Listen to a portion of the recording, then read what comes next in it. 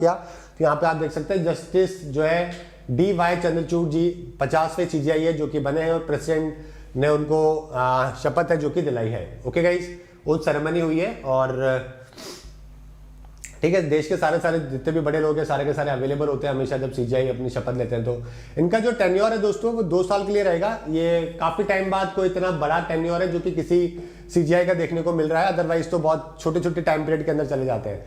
तो 10 नवंबर 2024 तक इनका टेन्योर है जो कि रहने वाला है। ठीक है, चलिए, और ठीक है, ये कैसे अभी तक यहां तक पहुंचे हैं यहाँ पे आप देख सकते हैं। 1957 में इनका जन्म हुआ था आंध्र प्रदेश के अंदर कृष्णा डिस्ट्रिक्ट में एक एग्रीकल्चर फैमिली के अंदर। 83 में एडवोकेट बने, 2000 के अंदर परमानेंट जज बने आंध्र प्रदेश हाईकोर्ट के।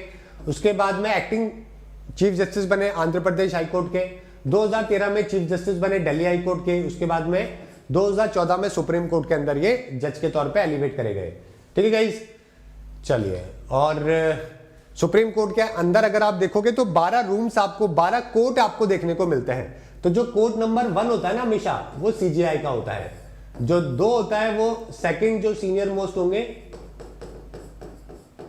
उनका होता है। समझ गए मेरी बात? तो सेकंड मोस्ट अभी कौन है? चलेश्वरम जी है जो कि इनके बाद में 2024 में हमारे CJI बनेंगे। तो अभी टोटल अगर आप देखोगे तो कितने होते हैं सुप्रीम कोर्ट में जज? जो 33+1 टोटल 34 होते हैं। राइट नाउ कोई 26 या 27, मेरे ख्याल से 27 के आसपास ही है, अभी काफी कुछ खाली है।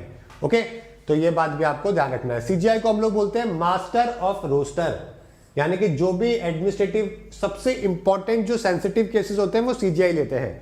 पेटिशन जो होती है कॉन्स्टिट्यूशन की वो लेते हैं।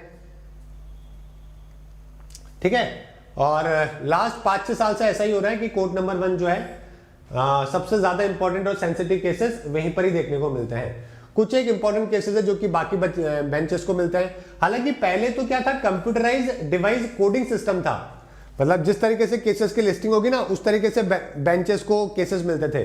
लेकिन अभी पिछले कुछ सालों से ऐसा हो गया कि जो बहुत ही सेंसिटिव केसेस होते हैं, जो बहुत ही कॉन्स्टिट्यूशन अमेंडमेंट वाले केसेस होते हैं, ऐसे वाले CJI अपने पास में रखते हैं, बाकी छोटे मोटे जो है वो और किसी को दे देते हैं, बाकी बेंचेस को दे देते हैं। ठीक है, तो 5 साल का यहाँ पे एज क्या है? 65 ईयर है जो कि आपका इनका टेन्योर है।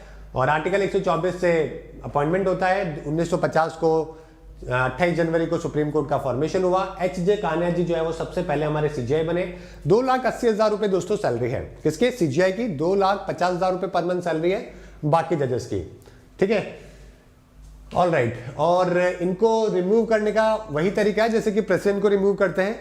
स्पेशल मेजॉरिटी है जो कि दोनों हाउसेस में चाहिए होती है, लोकसभा और राज्यसभा। 2/3 मेजॉरिटी है जो कि प्रेजेंट एंड वोटिंग, जितने लोग प्रेजेंट होंगे उसमें 2/3 मेजॉरिटी है, दोनों हाउसेस में चाहिए होगी। ओके, और एक ही ग्राउंड है जिससे हटाया जा सकता है CJI को, जो कि है प्रूव्ड मिसबिहेवियर और इनकैपेसिटी। रिसेंट डेवलपमेंट की बात करें तो CJI का ऑफिस भी अभी RTI के अंदर है जो कि आ चुका है। ओके, 2021 में बहुत ही ब्यूटीफुल क्वेश्चन है जो कि आया था, यहाँ पे आप देख सकते हो कि क्या कोई रिटायर्ड सुप्रीम कोर्ट के जज को वापस से सुप्रीम कोर्ट में बुलाया जा सकता है क्या, स्पेशल परमिशन प्रेसिडेंट की लेकर? बताइए, पॉसिबल है क्या कि अगर कोई रिटायर हो चुका है लेकिन फिर भी अगर मान लीजिए CJI को लगता है कि नहीं यार मुझे तो यहां पे लक्की है, तो लक्की एक सुप्रीम कोर्ट जज है, रिटायर हो चुके हैं, तो इनको वापस से मुझे कोर्ट बुलाना है, तो प्रेसिडेंट की परमिशन लेके बुला सकते हैं ना यार। कई बार ऐसा होता है कि टेम्परेरी भी आपको काम करवाना पड़ता है, कई बार जरूरत पड़ती है ना, जैसे स्पेशली, तो कर सकते हैं। तो ये बिल्कुल सही स्टेटमेंट है। दूसरा वाला है, हाईकोर्ट के पास में भी पावर होती है रिव्यू करने का अपना जजमेंट, जैसे कि सुप्रीम कोर्ट के पास होती है। ये बात भी सच है, रिव्यू कर सकता है क्या हाईकोर्ट भी? कर सकता है, बिल्कुल कर सकता है। तो दोनों स्टेटमेंट सही है, तो C आपका सही आंसर होगा। तो ये 2021 में civil services UPSC civil service